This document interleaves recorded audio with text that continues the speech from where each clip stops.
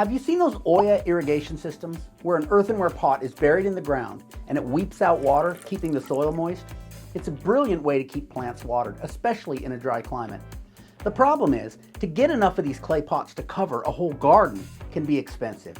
So today I'm going to show you how you can make your own clay pot irrigation system for very little money and have some fun doing it. Here's how it works. Earthenware pottery, also called terracotta, is pottery that is fired at a fairly low temperature and not glazed. Therefore, it tends to be porous. Any liquid put in an earthenware pot will start to seep out over time. This can be annoying in some cases, but it can also be a positive thing in others. For example, here in the southwestern United States where I live, water was traditionally kept in large earthenware jars called ollas, which is just the Spanish word for pot. The constant weeping of water through these ollas and the subsequent evaporation on the outside of the pot lowered the temperature of the water in the pot, keeping it around 10 degrees cooler than the ambient air temperature. Another use for these porous pots is in watering gardens, and these are also called ollas. These earthenware pots are buried up to their necks in the ground and filled with water. Then, over time, the olla slowly releases the water to the surrounding soil, keeping the plants near them well watered. An olla will generally only water the soil within about 5 inches of where it's buried. And so to cover a large garden, you need many of these pots. This is where it starts to get expensive. A quick scan of these products on Amazon shows prices average around $10 per pot and can be as high as $40 per pot. For a small container garden, that probably won't set you back too much. But for a large garden, that could be a huge expenditure. On this channel, I teach people how to make pottery at home for free or very little money. So let's get started making an olla. And if you follow the steps I'm going to give you here, you'll be able to make your own clay pot irrigation system for very little money, or perhaps even free. In order to get started, we need to first prepare some clay. The first and one of the biggest ways you can save money over store-bought ollas is finding and preparing your own clay. Now, that's a whole big thing all of itself, so I'm not going to cover how to find and process clay here because that deserves its own video, and I've made those videos. I will put links to those videos down in the doobly-doo, so check those out after the video's over.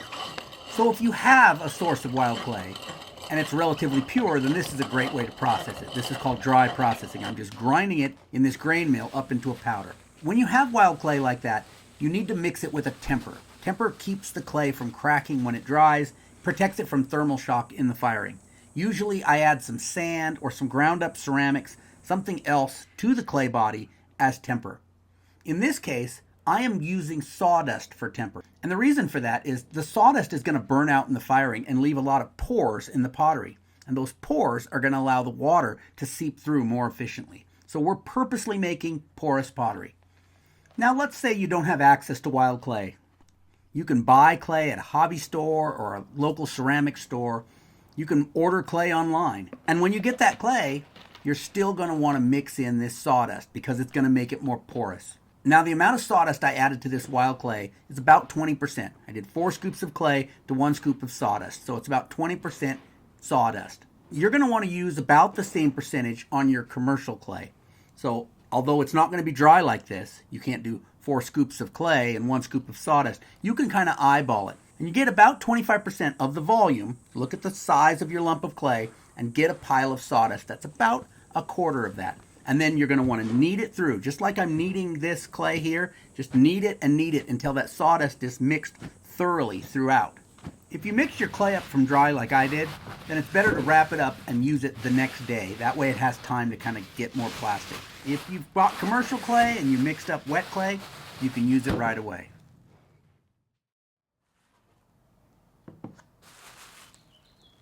Okay, let's talk about the tools I'm going to be using today. First of all, I have my lump of clay. Next, I have a tool called a pookie. It helps me form a round bottom pot.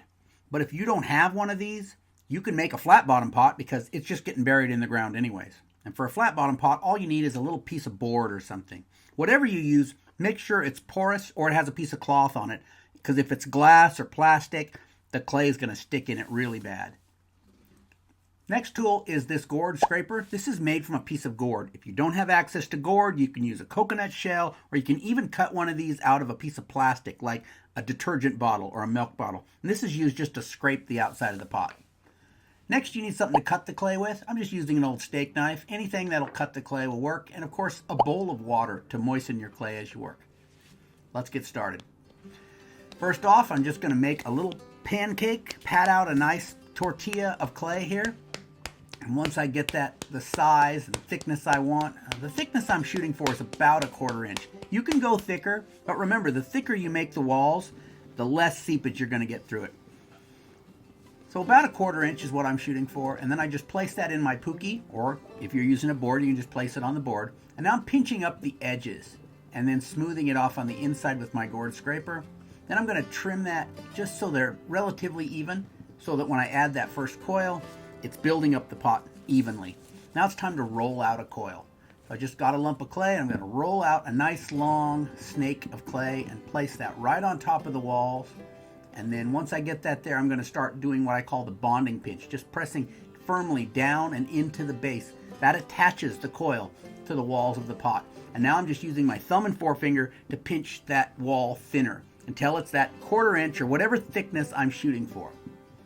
And then, of course, you need to scrape it. Scraping gets rid of those coil seams and makes it more structurally sound. And so make sure you scrape it good on the outside and the inside. Those coil seams are a place where water could potentially seep through more quickly. So you want a nice, even, consistent body so that the water seeps through the same all the way around.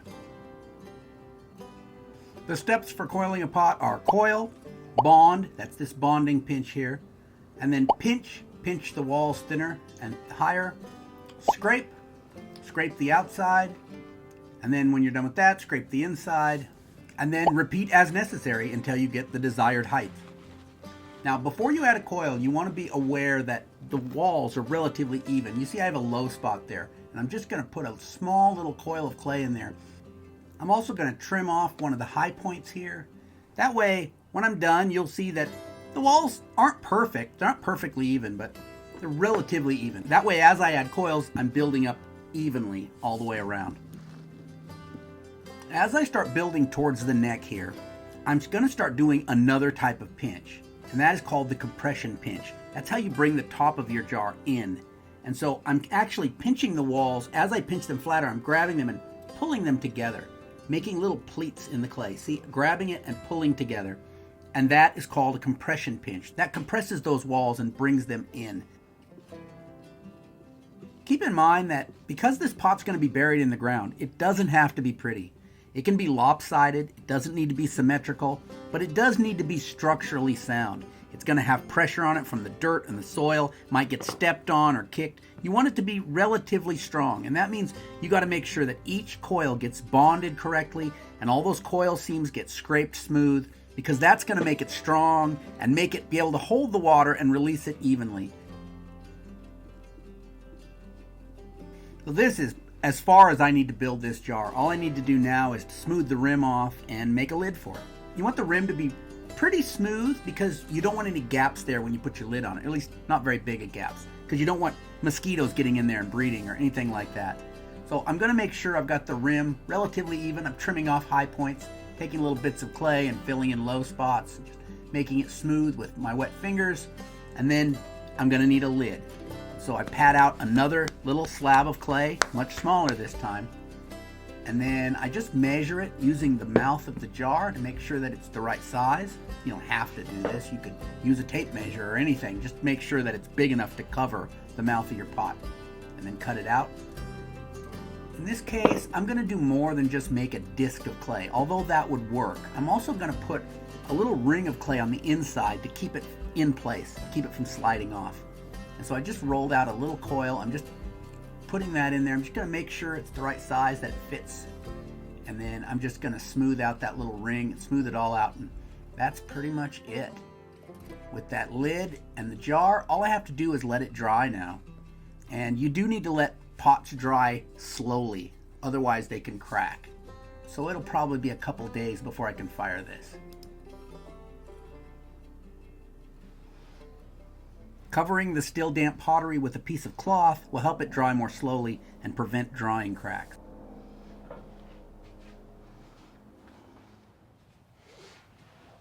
Okay, at this point it's been drying for a little while. It's firmed up, so you can handle it a little bit. The best way to let a pot like this dry is upside down. And that's because that rim has more surface area. The pot's going to dry a lot faster there. And because that clay is going to shrink when it dries, you want it to shrink as evenly as possible. Otherwise, it can cause stresses in the body and crack. So you can get rim cracks real easily if you just let it dry like this. So upside down is safe. The other thing you could do at this point is you'd clean up the bottom. Now, because it's just going to be buried in a garden, that's not really important. Unless you have some cracks here, you might see some little cracks right around where you joined it to the base. And you might want to smooth those out for structural reasons, or to make sure it's not a spot where the water leaks more quickly than other places. You want it to ooze water out relatively evenly. But, you know, as far as the looks of it go, it doesn't make much difference. Now, what I like to use is just a credit card. So you just pull a credit card out and just scrape down any high spots, scrape over any cracks, kind of smooth those out.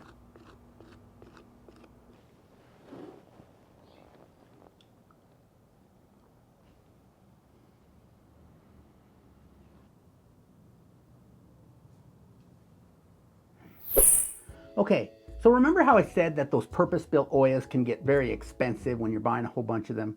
Well, some people have found a workaround for this, and they're using terracotta flower pots.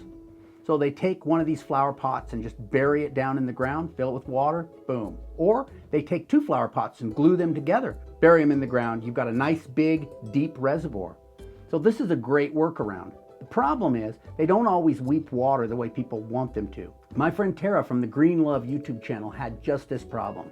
I don't think that this thing is working out for these plants around it. They're actually still pretty dry. I do feel that the soil is quite moist over here near the olla, but the water level is just not going down. And I think it's because this clay pot is just a little too thick and it's not letting the water out. So Tara, I'm pretty sure that the thickness of the pot is a factor, as you said, but I think there's probably another factor that you're not thinking of because you're not a potter, and that is vitrification. Vitrification is when those little particles of clay start to melt and fuse together in the firing. The hotter that a pot is fired, the more it vitrifies. That's why these gardening ollas are usually earthenware or terracotta. They're fired at an extremely low temperature. That leaves them less vitrified and more porous, so more of that water can move through the walls of the pot. The problems with these flower pots is that they're not really designed to weep water. In fact, they're designed in the opposite way. They're designed to retain water more. So they're fired on the higher end of terracotta. And so there's a lot of vitrification going on. And depending on what flower pot you buy and who the manufacturer is, they may be more or less vitrified. And I'm pretty sure this pot you're using here, Tara, is well vitrified. That's why the water level isn't going down. The pot we're making here on this video is going to be fired at a fairly low temperature, and we put that sawdust in the clay.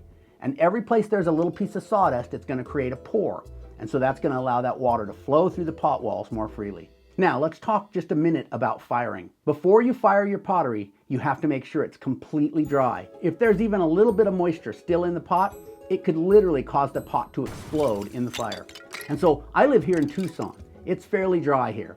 And I'm going to wait 2 or 3 days for my pot to dry before I fire it. If you live in a moisture climate, you may want to wait even longer before you fire.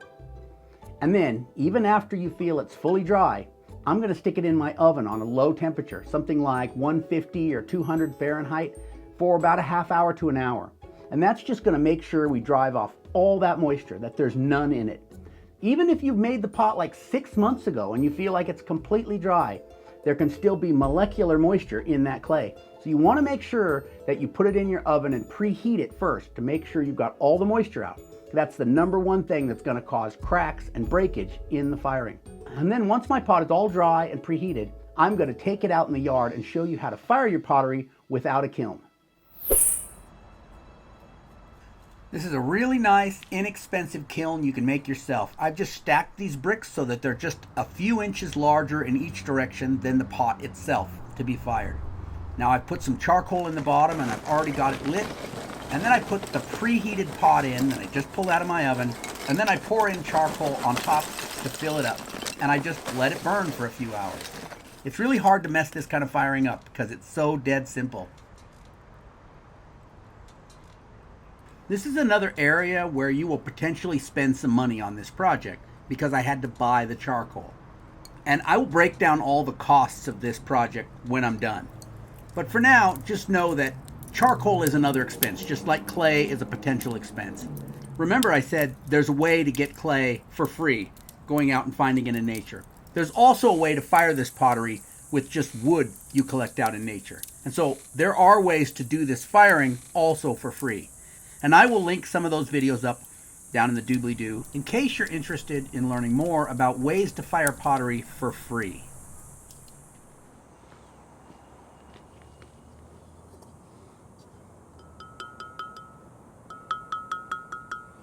Looks like it came out good. I don't see any cracks in it.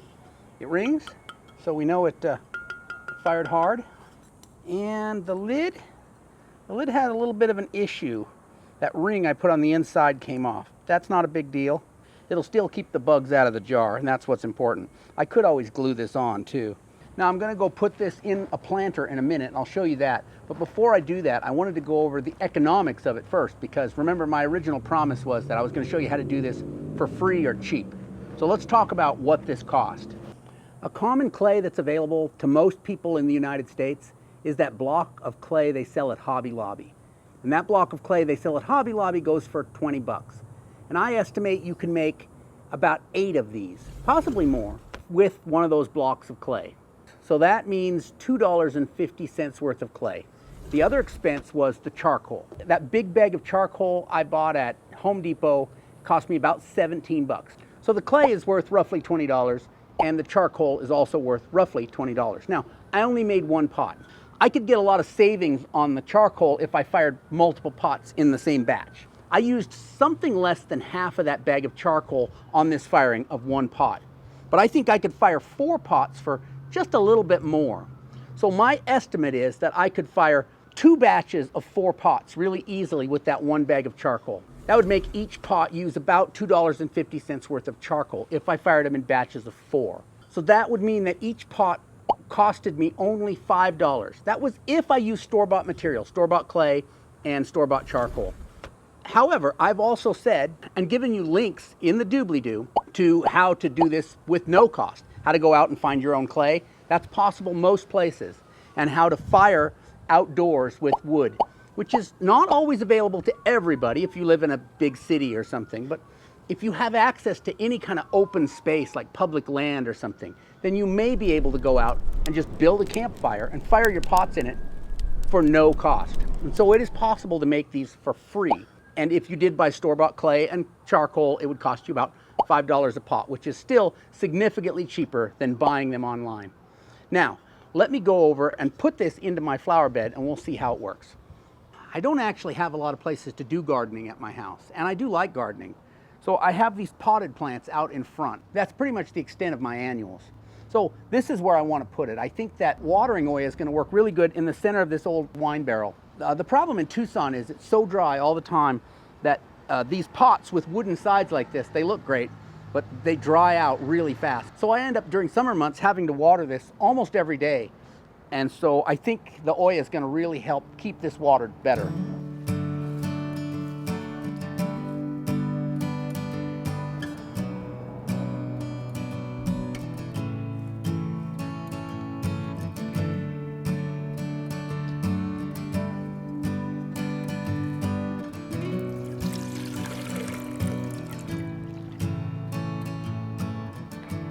As I said earlier, I have other videos about how to find clay, how to fire outdoors for free, those kind of things. If you're interested in making these for no money, don't forget to check those out. In the meantime, I'm going to put that video right over here where I talked about those ollas they use in the Southwest for keeping water cool, which is another use for the same principle of the way earthenware seeps water. I appreciate you watching today. I'll catch you next time.